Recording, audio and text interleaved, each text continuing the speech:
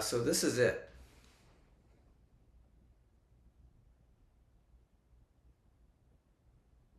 This is it. There was a famous cartoon in the New Yorker many years ago. There's two Zen monks sitting, in a monastery, and they both have the robe on and the shaved head, and one's clearly younger and one's clearly older. And then the the younger one has like this look on his face. He's like looking at the older one, and yeah, the older one says, "Yeah, nothing happens next. This is it."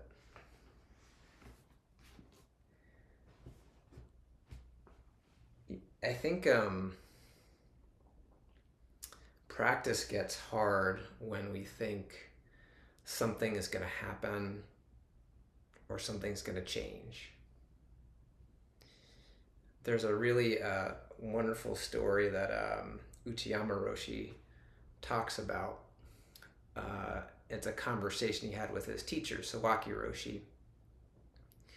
And I guess Sawaki Roshi was a really larger than life kind of person, really boisterous and confident, and Uchiyama was not like that. He was a little bit quieter. I guess he was not super confident. He always talked about in his books that he was afraid he was going to mess up the rituals and stuff. So he's talking to Sawaki and he says, if I practice with you for 10 years and do Zazen diligently, will I be like you? And Sawaki, in a booming voice, said, "No, you will never be like me. I've been like this before Zazen. Zazen won't change you." And Uchiyama bowed, but he kind of thought maybe Sawaki was just saying that. Like, surely if I keep practicing, I'll change. And, Sawaki eventually passed away, and Uchiyama was sort of taking a inventory of his life, and he realized, he was pretty much the same. He hadn't turned into Sawaki Roshi, even though he practiced Zazen diligently with him for 20 years at that point. And he had this really kind of beautiful verse he wrote. He wrote, a violet is a violet and a rose is a rose. Nope, I got it wrong. A violet blooms as a violet, a rose blooms as a rose. And I just love that because it gets right to the point. Zazen doesn't really, it's not going to change you. It's just going to help you to be more of who you are. And that's why it's important to practice every single day. It's one of the reasons I wanted to start our weekly Zazen in the morning, so we could practice every day. Because if you practice every day, then you realize that every day this is it.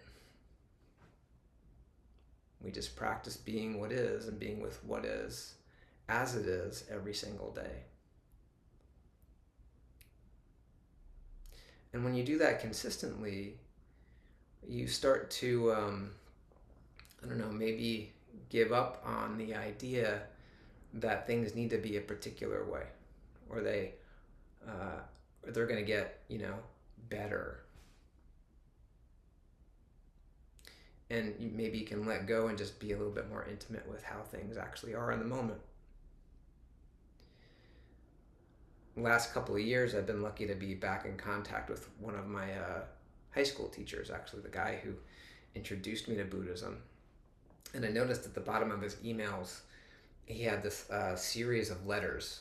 And I didn't ask him about it for a while, but the letters were IDGBTT. And I thought it was just he's an interesting guy. I thought it was just some maybe title or something. So I asked him about it, and he said, "Oh, that means it doesn't get better than this." And I noticed that he would often put that an extra one of those when we were emailing about something that was maybe a difficult subject, But I think it's pretty consistent with kind of the attitude that it's maybe useful to bring to Zazen.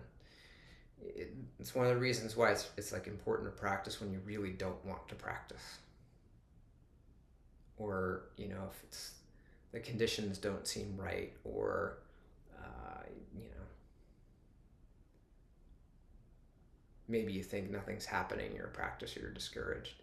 If you're discouraged, it probably means you have an expectation, and you're not allowing things to be as they are. So yeah, this is it. This is all there is. Idgbtt.